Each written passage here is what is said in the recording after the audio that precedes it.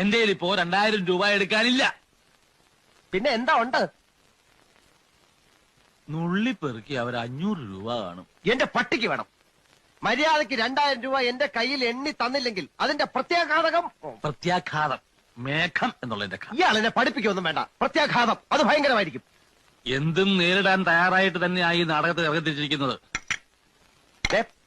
ഒരുമാതിരി പല തന്തയ്ക്ക് പറഞ്ഞ പരിപാടി എന്റെ അടുത്ത് കാണിക്കരുത്. തൽക്കാലം പല തന്തയുണ്ടെന്ന് വിചാരിച്ചേക്കാം. ഇയാള് ഞാൻ പോവാന്ന്. അതെ, കുറച്ച് പതുക്കെ പറഞ്ഞാലും കേൾക്കാം. പിന്നെന്താ ഞെട്ടാത്തത്? സാധാരണ ഇത്ര നിസ്സാര കാര്യങ്ങൾക്ക് ഞാൻ ഞെട്ടാറില്ല. ഓഹോ, പിന്നെ ഞാനങ്ങനെ വെറുതെ പോകുന്നൊന്നും വിചാരിക്കണ്ട. ഈ വിവരം മുഴുവൻ ആ മൂപ്പിലാനെ കണ്ട് ധരിപ്പിച്ചിട്ടാ ഞാൻ പോവും. ഒരു ചാൻസ് കൂടെ തരാം. 250 എങ്കിൽ 250 ഉറപ്പിക്കുന്നോ? രണ്ടുപേരോടും കൂടെ ചോദിക്കുന്നത്. എടോ, തനിക്ക് നാണമില്ലേണോ?